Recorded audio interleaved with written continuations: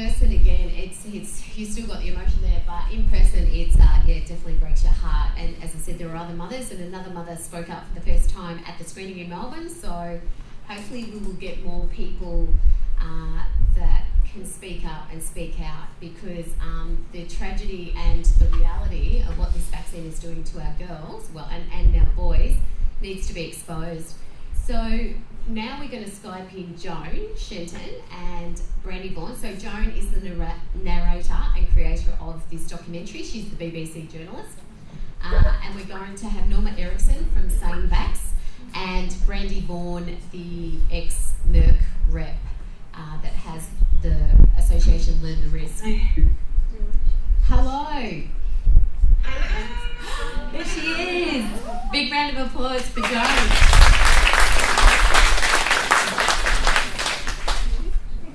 All right, now who am I seeing here? Who is in the front of the camera? That's you.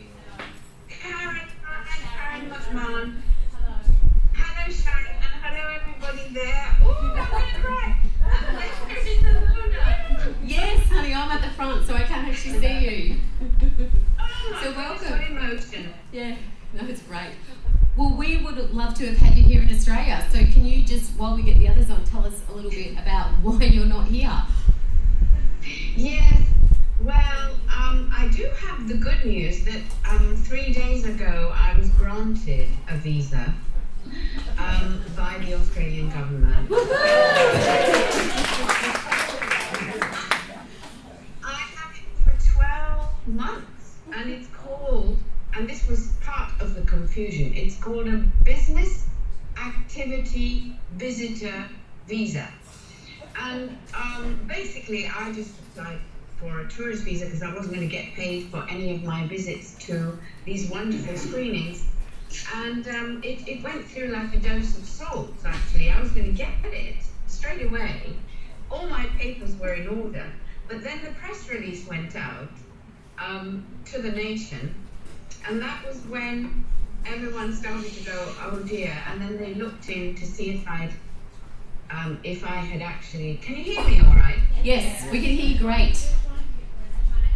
We're just trying to add in the others, but you keep speaking. We can see you and hear you. I mean, there was a technicality, and that is that I should have applied for a business activity visitor visa. But I would have got the tourist visa straight away, except for the fact that it was held back. It was held back and put into what's called a manual process because of the press release. And that's it. And my friend Helen in Sydney is an immigration agent. Am I lucky? Very. She lobbied her local MP because the whole thing was being more and more delayed. And if I wasn't allowed into Australia, I might not be allowed into America, etc., etc. So that's my good news. So we can get you over here. So when I did a post on Facebook, I said, and people were asking, I said they wanted to know the colour of Joan's undies with the number of questions that they were asking. The immigration. True.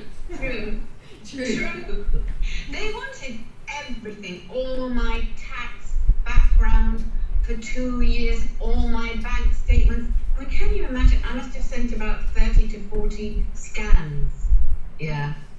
But anyway, all is well, and you're in Perth, and my family lives in Perth, and they're not there. I'm very sorry about. They're very, I don't know why they're not there. I've got a phone to pick with them. Good, will you pick that phone? Because we want them here. We want you here. Yeah, I know. But you know, my aunt lives in Perth, and my cousin lives in Perth, and all their families live in Perth, and I want to go. Oh, there you go. So there, and by the way, Alona, I think you're very brave. I thought those posters were amazing that you put on Facebook. On the side of a bus and outside Okay, yeah, so we're in Perth, where they really upset the Australian Medical Association with their banner or their billboard of what's in a vaccine. And so I was over here stirring the pot a little bit out front of Parliament yesterday. So I had a bit of fun with that, and we did. We saw a bus and we put it on the side of the bus. you're breaking up. Oh, sorry. You're breaking up. We're trying to find Brandy. So, Joan, can you tell us Well, what... have you heard the news? Let me just fill in a bit if you're finding somebody. This amazing article in Changing Times that has come out by Annette Gartland. It came out 2 days ago. It's on the website called Changing Times. Annette Gartland. She's written a massively well-researched piece about the travesty of this HPV vaccine, and she quotes, and I was going to quote to you anyway, because has Steve been on? Yes, and Steve did tell us, but tell us what you want to say. Yeah. Oh, well, he would have said this. Okay, about repeat it. Delapine, because Steve speaks of Delapine a lot. This gynecologist and obstetrician and oncologist, Gérard Delapine, in France, and I'll just quote his very words. Did Steve do that? Did he quote Delapine? I don't think he quoted the words. He told us the outcome. So quote away. Delapine told Changing Times, quote, "In several countries, cervical cancer rates have increased since HPV vaccination was introduced. The biggest increases are among young women aged 18 to 26, the age group in which there is the highest vaccination rate. These increases come after steady decreases in incidence in the years before HPV vaccination began." So there you are. The shit is going to hit the fan soon. My other bit of good news is that the film Sacrificial Virgins has been selected for Reading, Pennsylvania Film Festival, and I have been told yesterday that my budget was approved by our backer, and I'm flying to Pennsylvania to show the film and to issue a press release, which I hope won't mean I won't be allowed into America, about all of this, this latest information that's coming out about HPV. So does anybody want to ask me a question?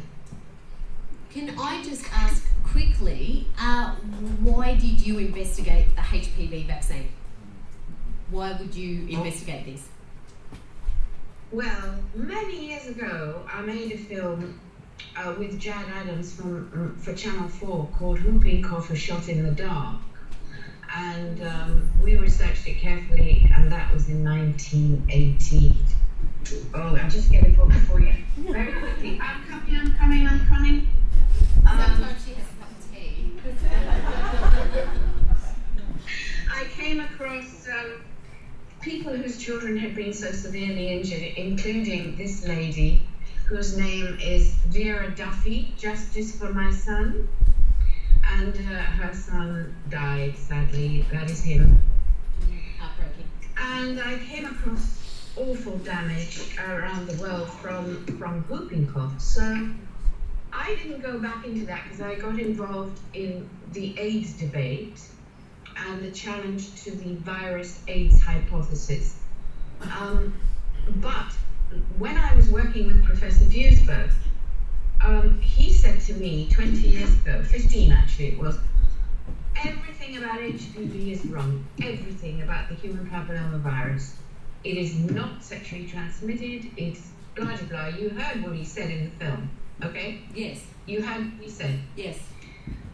And so I kept it in my brain. And then Dr. Christian Fiala, whom I've also worked with on the AIDS debate, said he was so terribly worried about what had happened in Vienna when this young girl, Jasmine Soriat, died. And so he decided to look into it, and he contacted Jasmine's father. And then that's how it happened, really, because we decided to go ahead and make a film, and he backed me on it. And Andy Reese and I made the film. The budget was £11,500, which is not a lot of money. But we managed to use Skype in a reasonable way. He added a camera to a little studio he has in Oxford. There's a little child running. Yes, we have some children here. We're educating them young. Yeah. And a camera so that you had cutaways.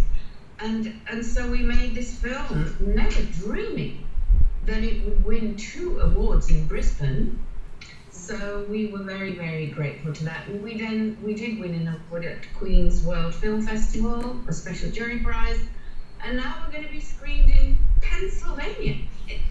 How I'm going to get there, I don't know, because I have to fly to Philadelphia and take a Greyhound coach for 2.5 hours. Yeah. That sounds fun. Yeah. With Dr. Peter Duesberg, can you just tell us a little bit about the fossils? He talks about HPV fossils. Can you just talk a little bit about that? Yes, I can. You see, he wrote something for me, which I'm going to read to you. He says, if HPV is the cause of cervical cancer, then HPV must be present in all 100% of cervical carcinomas. But intact, infectious HPV virus was never found in cervical cancers. Only indirect vestiges of past infections, like, for example, as he said, it can give you warts. And these are fragments of viral DNA or RNA, and they're found in roughly 75% of carcinomas, which means 25% of cervical cancers have no HPV. But he says these vestiges are fossils, and they're also found at the same rate in cancer-free females. So the science behind, there is no proof that HPV causes AIDS, causes cervical cancer. Because as you see there, it's not in all cases. Many women who have cervical cancer don't have HPV, and many women who have HPV don't get cervical cancer. Am I making myself clear? Yes, we've got it. Yeah. And so the rate of HPV we've discussed before that is also in children. HPV can be in children, and yet they never develop cancer. Yes, I haven't researched that. Have you had Norma Erickson on? Norma? Oh, okay. She's standing by somewhere, but she was supposed to be on with you. Okay. She's awfully good. Have Norma on now, okay? Oh, She okay. really is so experienced. So should we shut it down and start it again? Okay. Joan, so we're going to shut you down, and we're going to try and do the group chat. Sorry. Are you happy to stay with us for a little bit longer? You happy to stay with us a bit longer? Yeah.